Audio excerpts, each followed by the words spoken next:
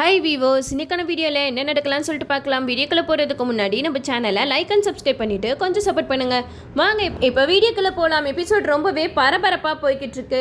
நம்ம மாயா வந்து சீனு ரகுராம் இவங்க ரெண்டு பேருமே எந்த தப்பு பண்ணலை அப்படின்னு சொல்லிட்டு சூப்பராகவே நிரூபிச்சிட்டாங்க. மாயா போலீஸ் ஸ்டேஷன்லேருந்து கோர்ட்டுக்கு போகிறதுக்காக ரெடியாக இருக்காங்க. அப்போ அங்கே இருக்கிற கான்ஸ்டபிள் வந்து மாயா கிட்ட சொல்கிறாங்க, ஏம்மா நீ கோர்ட்டுக்கு தானே போகிற, இந்த ஃபோட்டோஸ் எல்லாத்தையுமே அந்த இன்ஸ்பெக்டர் கிட்ட கொடுத்துரு அப்படின்னு சொல்லிட்டு சாரு டெட் பாடி ஃபோட்டோவெல்லாம் கொடுக்குறாங்க. அப்போ நம்ம மாயா அந்த ஃபோட்டோலாம் ஒன்று ஒன்றா பார்க்குறாங்க. அதில் சாருவோட கையில் பிரேஸ்லெட் இருக்கிறத பார்க்குறாங்க. அப்போ சிவராமன் கிட்ட சொல்கிறாங்க, சித்தப்பா சாருவோட கையில் பாருங்களேன் பிரேஸ்லெட் இருக்கு. இந்த பிரேஸ்லெட் கண்டிப்பாக அந்த கொலகாரனோடதாக தான் இருக்கணும். கண்டிப்பாக நம்ம இந்த பிரேஸ்லெட் யார் எப்போ எங்கே வாங்கினா அப்படிங்கிறத கண்டுபிடிச்சா கண்டிப்பாக சாருவோட மரணத்துக்கு பின்னாடி யார் இருக்காங்க அப்படிங்கிறத நம்ம கண்டுபிடிச்சு பெரியப்பாவையும் சீனவையும் வெளியில் கொண்டு வந்துடலாம் அப்படின்னு சொல்லிட்டு அந்த ஃபோட்டோவை எடுத்துகிட்டு போகிறாங்க. அப்போ சிவராமன் மாயா கிட்ட சொல்கிறாங்க, சூப்பர் மாயா, இந்த ஃபோட்டோவை வச்சு கண்டிப்பாக இதுக்கு பின்னாடி யார் இருக்கான்றதை நம்ம கண்டுபிடிக்க முடியும். நம்மளுக்கு இப்ப கிடைச்சிருக்க ஆதாரம் வந்து ரொம்பவே ஸ்ட்ராங்கான ஆதாரம் அப்படின்னு சொல்லிக்கிட்டு இருக்க. இந்த சைடு நம்ம ரகுராம் சீனு இவங்க ரெண்டு பேரை தான் காட்டிக்கிட்டு இருக்காங்க. ரகுராம் சீனுவுக்கு ஆதரவா பேசிக்கிட்டு இருக்க வக்கீல் வந்து ரகுராம் மேல எந்த தப்புமே இல்லை, சாரு வந்து அவங்க கைப்பட லட்சம் எழுதியிருந்தாங்கன்னா அது எப்படி கவர்ல இருக்கும், அது மட்டும் இல்லாம அவங்களோட புடவெல்லாம் ஈரமா இருந்திருக்கு, அவங்கள யாராவது திட்டம் போட்டு கொலை பண்ணிருக்கலாம் இல்லையா. சாரு ஒருவேளை அந்த லட்சம் எழுதியிருந்தாலும் அவங்கள யாராவது லெட்டர் எழுத சொல்லி மிரட்டி இருக்கலாம். இதெல்லாம் வச்சு பார்க்கும்போது இது திட்டமிட்ட ஒரு கொலை அப்படின்னு தான் எனக்கு தோணுது அப்படிங்கிற மாதிரி சொல்ல. இதை கேட்டுட்டு புவனேஸ்வரியோட வக்கீல் சொல்றாங்க, அது எப்படி நீங்க திட்டமிட்ட கொலை சொல்லிட்டு சொல்லலாம். ரகுராம் வந்து சாருவுக்கு வாக்கு கொடுத்துட்டாங்க. ஆல்ரெடி சீனுவுக்கு கல்யாணம் ஆயிடுச்சு, மாயா கூட தான் அவங்க வாழ்ந்துட்டு இருந்தாங்க. ஒருவேளை தன்னோட பொண்ணு மாயாவோட வாழ்க்கையை காப்பாத்துறதுக்காக கடைசி நேரத்துல அவங்களோட முடிவை மாத்திருக்கலாம். இதை தெரிஞ்சுக்கிட்டு சாரு வந்து தற்கொலை பண்ணிருக்கலாம் இல்லையா அப்படிங்கிற மாதிரி பேசிக்கிட்டு இருக்காங்க. இந்த சைடு அதையும் நம்ம நீதிபதி வந்து நோட் பண்ணிடுறாங்க. ஸோ இதெல்லாம் வச்சு பார்க்கும்போது ரகுராம் சீனு இவங்க ரெண்டு பேரும் கிட்டத்தட்ட குற்றவாளி மாதிரி தான் இருக்கு. ஏன்னா இவங்க வாக்கு கொடுத்ததுக்கு அப்புறம் தான் சாரு வந்து சூசைட் பண்ணியிருக்காங்க அப்படின்னு சொல்லிக்கிட்டு இருக்கும்போது நம்ம ஜானகி வந்து பயங்கரமா அழுகுறாங்க. தனா சொல்றாங்க, அம்மா அழுகாதீங்கம்மா, கவலைப்படாதீங்க, கண்டிப்பா நம்ம அப்பாவுக்கு நியாயம் கிடைக்கும் அப்படின்னு சொல்லிக்கிட்டு இருக்கும்போது ஜானகி சொல்றாங்க, மாயா எங்க போனா, இந்த மாதிரி நேரத்துல மாயா இருந்தாதான் அவ ஏதாவது பேசுவா அப்படின்னு சொல்லிட்டு மாயாவை எதிர்பார்த்துட்டு இருக்கும்போது மாயா ஆதாரத்தோட வராங்க. அப்போ நீதிபதி ஐயா கிட்ட சொல்றாங்க, ஐயா நான் கொஞ்சம் பேசலாமா, என்கிட்ட இதுக்கான ஆதாரம் எல்லாமே இருக்கு அப்படின்னு சொல்லிட்டு அந்த ஃபோட்டோஸை காட்டுறாங்க. அந்த ஃபோட்டோஸை பார்த்துட்டு அந்த ஜட்ஜ் ஐயாவே பயங்கரமாக அதிர்ச்சி ஆகுறாங்க. என்னம்மா இது, அந்த பொண்ணு கையில் எப்படி இந்த பிரேஸ்லெட் வந்துச்சு அப்படி சொல்லிட்டு கேட்க, இதை கேட்டு மாயா சொல்கிறாங்க, ஒருவேளை சாரு தன்னோட உயிரை காப்பாற்றிக்கிறதுக்காக அவனோட கையை பிடிச்சி இழுத்துருக்கலாம், அப்போ அந்த பிரேஸ்லெட் கையோட வந்திருக்கலாம், அதை அவன் சரியாக கண்டுக்காம சாருவை தூக்கில் போட்டிருக்கலாம் இல்லையா. அது மட்டும் இல்லாமல் சாரு வந்து அவள் தூக்கில் தொங்கும் போது அவள் புடவை ஃபுல்லாக ஈரமாக இருந்தது, யாரோ அவளை கொலை பண்ணிவிட்டு அதுக்கப்புறம் தான் தூக்கில் தொங்க போட்டிருக்காங்க அப்படின்னு சொல்கிறாங்க. நீதிபதி ஐயாவும் அந்த ஃபோட்டோவெல்லாம் பார்த்துட்டு நீங்கள் சொல்கிறது கரெக்ட் மாதிரி தான் தெரியுது, ஏன்னா இது திட்டமிட்ட கொலை, இருந்தாலும் இன்னும் எங்களுக்கு ஸ்ட்ராங்கான ஒரு எவிடன்ஸ் வேணும், அதை வச்சு தான் ரகுராமும் சீனுவும் எந்த ஒரு தப்பும் பண்ணலை அப்படின்னு சொல்லிட்டு நிரபராதின்னு நாங்கள் வெளியில் விட முடியும், அது வரைக்கும் எங்களுக்கு கால அவகாசம் வேணும் அப்படின்னு சொல்லியிருக்காங்க. அப்போ மாயா சொல்கிறாங்க, ஐயா எங்களுக்கு இந்த ஒரு ஃபோட்டோ போதும், இதில் இருக்கிற பிரேஸ்லைட்டு யார் எப்போ எங்கே வாங்கினா அப்படின்றத கண்டுபிடிச்சாலே நாங்கள் கொலையாளியை கண்டுபிடிச்சிருவோம் அப்படின்னு சொல்லிட்டு சொல்ல, இதை கேட்ட அந்த வழக்கறிஞர் சொல்கிறாங்க, சூப்பர் மாயா, நீங்கள் கண்டுபிடிச்சிருக்கிற விஷயம் எவ்வளோ பெரிய விஷயம் தெரியுமா, இந்த ஒரு ஆதாரம் போதும், இதை வச்சே கண்டிப்பாக அந்த குற்றவாளி எங்கே ஒழிஞ்சிருக்கான் அப்படிங்கிறத நம்ம கண்டுபிடிச்சிடலாம் அப்படின்னு சொல்கிறாங்க. இதெல்லாம் கேட்டுட்டு புவனேஸ்வரி பசுபதிக்கு தூக்கி வாரி போட்டுச்சு, என்னது இது, இந்த மாயா கடைசி நேரத்தில் வந்து இப்படி குட்டையை குழப்பிட்டா அப்படின்னு சொல்லிட்டு பேசிக்கிட்டு இருக்காங்க. இந்த செய்து நம்ம ஜட்ஜ் ஐயா வந்து ஒரு வாரத்துக்கு இந்த கேஸை ஒத்தி வைக்கிறாங்க அப்படின்னு சொல்லிட்டு அவங்க தீர்ப்பு சொல்லிட்டு போயிடுறாங்க. இந்த சைடு நம்ம மாயா வந்து சீனுக்கிட்டையும் பெரியப்பா கிட்டேயும் சொல்கிறாங்க, பெரியப்பா கண்டிப்பாக இதுக்கு பின்னாடி யார் இருக்கா அப்படிங்கிறத நான் கண்டுபிடிச்சி உங்களை நிரபராதி அப்படின்ட்டு வெளியில் கூட்டிகிட்டு வருவேன் அப்படின்னு சொல்ல, இதை கேட்ட ரகுராம் வந்து எதுவும் சொல்லாமல் அமைதியாக போயிடுறாங்க. அப்போ நம்ம சீனு வந்து மாயா கிட்ட சொல்கிறாங்க, மாயா எனக்கு இப்போ நம்பிக்கை வந்துருச்சு, கண்டிப்பாக நீ இதுக்கான காரணத்தை கண்டுபிடிச்சி எங்களை காப்பாற்றிடுவேன் அப்படின்னு சொல்லிட்டு சீனு ரகுராம் இவங்க ரெண்டு பேருமே போயிடுறாங்க.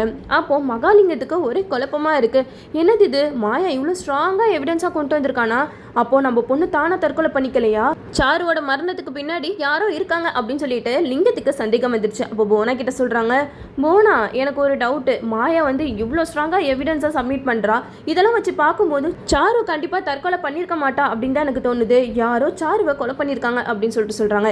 இதை கேட்டுட்டு போனா சொல்கிறாங்க, அதெல்லாம் இல்லை மகாலிங்கம், நீங்கள் தேவையில்லாமல் போட்டு மனசை குழப்பிக்காதீங்க. உங்கள் பொண்ணோட சாவுக்கு காரணம் வேறு யாரும் இல்லை, இந்த ரகுராம் சீனு 2 பேருமே தான். அவங்க மட்டும் வெளியில் வரக்கூடாது, அவங்களுக்கு தக்க தண்டனை கிடைக்கணும் அப்படிங்கிற மாதிரி சொல்கிறாங்க. இதை கேட்டுட்டு மகாலிங்கமும் ஒரே குழப்பத்திலே போகிறாங்க. வெளியில் போயிட்டு நம்ம மாயா வந்து புவனா கிட்ட சொல்கிறாங்க, என்ன புவனா ஆடி போய் நிற்கிற, என்ன கிட்டத்தட்ட நான் உண்மையை கண்டுபிடிச்சிட்டேன்னு பயப்படுறியா? இன்னும் 1 வாரம் இருக்கல, அதுக்குள்ளே பாரு எப்படியாவது இதுக்கு பின்னாடி யார் இருக்கா எவர் இருக்கா அப்படின்றத கண்டுபிடிச்சி அவங்களே இதே கோர்ட்டில் நான் நிறுத்துவேன் அப்படின்னு சொல்லிட்டு மாயா வந்து புவனாக்கிட்டையும் பசுபதிக்கிட்டையும் சவால் விட்டுட்டு போகிறாங்க. இதெல்லாம் பார்த்துட்டு நம்ம ஜானகி மாயா கிட்ட சொல்கிறாங்க, மாயா நீ இந்த குடும்பம் நல்லா இருக்கணும்னு சொல்லிட்டு எவ்வளோ போராடிட்டு இருக்க, எனக்கு உன் மேலே நம்பிக்கை இருக்குது, கண்டிப்பாக நீ உண்மையை கண்டுபிடிச்சிருவ அப்படிங்கிற மாதிரி சொல்கிறாங்க. அப்போ நம்ம மாயா சிவராமன் கிட்ட சொல்கிறாங்க, சித்தப்பா எனக்கு ஒரு வேலை இருக்குது, நான் போயிட்டு வரேன் அப்படின்னு சொல்லிட்டு போகிறாங்க. நம்ம மாயாவும் அந்த பிரேஸ்லைட்டை யார் எங்கே வாங்கினா அப்படிங்கிறதெல்லாம் டீட்டெயிலை கண்டுபிடிக்கிறதுக்காக போகிறாங்க. அப்போ அந்த பிரேஸ்லைட் வந்து ஒரு நகைக்கடையில் தான் வாங்கியிருக்காங்க. அங்கே போயிட்டு இந்த பிரேஸ்லைட் யார் வாங்கினா அப்படின்னு சொல்லிட்டு அந்த ஃபோட்டோ காமிச்சு கேட்குறாங்க. அப்போ அந்த கடைக்காரர் வந்து இல்லை நான் எதுவும் சொல்ல மாட்டேன் அப்படிங்கிற மாதிரி சொல்ல, இதை கேட்டால் மாயா வந்து சொல்கிறாங்க, இல்லை நீங்கள் சொல்லி தான் ஆகணும், எங்களுக்காக இந்த ஒரு உதவி பண்ணுங்க அப்படிங்கிற மாதிரி ரொம்ப கெஞ்சி கேட்குறாங்க. அப்படி இருந்துமே அவர் சொல்ல மாட்டேன்னு சொல்லிட்டாரு. ஏமா இந்த கடையில் எவ்வளோ பேர் பிரேஸ்லைட் வாங்கிட்டு போகிறாங்க, அத்தனை பேரையும் நான் ஞாபகம் வச்சுட்டு இருக்க முடியுமா அப்படிங்கிற மாதிரி கேட்க, அதுக்கு மாயா சொல்கிறாங்க, இல்லை சார் இந்த சீரியல் நம்பர் வச்சு கண்டிப்பாக யார் வாங்கியிருக்கா அப்படிங்கிறத நீங்கள் நோட் பண்ணி வச்சுருப்பீங்க, எங்களுக்காக கொஞ்சம் பார்த்து சொல்லுங்கள் அப்படின்னு ரொம்பவே கெஞ்சி கேட்டுக்கிறாங்க. இருந்தாலும் நம்ம மாயாவுக்கு சரி இவங்கெல்லாம் சரிப்பட்டு வரமாட்டாங்க, பேசாமல் அதிகாரியை விட்டு பேச விடுவோம் அப்படின்னு சொல்லிட்டு அவங்களுக்கு தெரிஞ்ச அதிகாரியை வச்சு பேச விடுறாங்க. அப்போ ஃபோனில் பேசும்போது அந்த நகைக்கடைக்காரரும் அவர் பேச்சு கேட்டுட்டு சரி சார் நான் டீட்டெயில் எல்லாம் சொல்லிடுறேன் அப்படின்னு சொல்லிட்டு அந்த டீட்டெயில் எல்லாம் பார்க்குறாங்க. அதில் பார்த்தா கார்த்திக் வாங்கியிருக்கிறதா போட்டிருக்கு. நம்ம கார்த்தி தான் இதுக்கு பின்னாடி இருக்காரு அப்படின்னு தெரிஞ்சோன்னே நம்ம மாயா வந்து பயங்கரமாக ஷாக் ஆகுறாங்க. சிவராமன் கிட்ட சொல்கிறாங்க, சித்தப்பா நான் தான் சொன்னல இதுக்கு பின்னாடி யாரோ ஒருத்தவங்க தான் இருக்காங்கன்னு சொல்லிதான், அது வேற யாருமே இல்லை, புவனா பசுபதி கார்த்திக் இவங்க 3 பேரும் சேர்ந்து தான் சாருவை கொலை பண்ணியிருக்காங்க அப்படி சொல்லிட்டு சொல்ல, இதுக்கிட்ட சிவராமன் வந்து சொல்கிறாங்க, என்ன மாயா சொல்கிறா, எப்படி எதை வச்சு நீ கண்டுபிடிச்சா அப்படின்னு சொல்லிட்டு கேட்கும்போது இந்த பிரேஸ்லைட் தான், இந்த பிரேஸ்லைட்டில் இருக்கிற சீரியல் நம்பரை வச்சு தான் இந்த நகையை யார் வாங்கியிருக்கான்ற டீட்டெயில் வந்து எனக்கு தெரிஞ்சிச்சு அப்படிங்கிற மாதிரி சொல்ல, இதை கேட்டதுமே சிவராமன் வந்து அப்படியே அதிர்ச்சி அடைகிறாரு. சே இவங்கெல்லாம் இந்த அளவுக்கு கீழ்த்தனமாக போவாங்க நான் நினச்சி கூட பார்க்கல.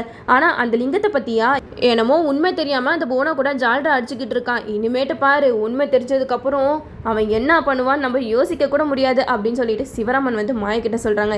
எப்படியோ சித்தப்பா நம்மளுக்கு இப்போயாவது உண்மை தெரிஞ்சிச்சு, இதுக்கப்புறம் அந்த ஜட்ஜையா கிட்ட போயிட்டு இதை காமிச்சாலே போதும், கண்டிப்பாக பெரியப்பாவையும் சின்னவையும் நம்ம வெளியில் கொண்டு வந்துடலாம் அப்படின்னு சொல்லிட்டு ஜட்ஜாவை தேடி ஜட்ஜையா வீட்டுக்கே போகிறாங்க. அங்கே போயிட்டு வாட்ச்மேன் கிட்ட கேட்கும்போது வாட்ச்மேன் அப்பாயின்மெண்ட் இருக்கா அப்படி இப்படின்னு கேட்குறாங்க. அதுக்கு மாயா சொல்கிறாங்க, அப்பாயின்மெண்ட்லாம் இல்லை, ஆனால் எங்களை பற்றி சொல்லுங்கள் அவங்களுக்கு நல்லாவே தெரியும் அப்படிங்கிற மாதிரி சொல்லும்போது வாட்ச்மேன் சொல்கிறாங்க, இல்லைம்மா நீங்கள் போங்க அப்படின்னு சொல்லிட்டு துரத்துறாங்க. அப்போ மாயா வந்து ஐயா ஐயா அப்படி சொல்லிட்டு வெளியில இருந்து கத்துறாங்க. மாயாவோட சவுண்டை கேட்டுட்டு வாட்ச்மேன் கிட்ட சொல்கிறாங்க, அவங்களை கொஞ்சம் உள்ளே விடுங்க அப்படிங்கிற மாதிரி சொல்ல மாயா சிவராமன் 2 பேருமே உள்ளே போகிறாங்க. உள்ளே போயிட்டு ஜட்ஜையா கிட்ட சொல்கிறாங்க, ஐயா எங்களை உள்ளே அனுமதிச்சதுக்கு நாங்கள் ஃபஸ்ட்டு நன்றி சொல்லிக்கிறோம் அப்படின்னு சொல்கிறாங்க.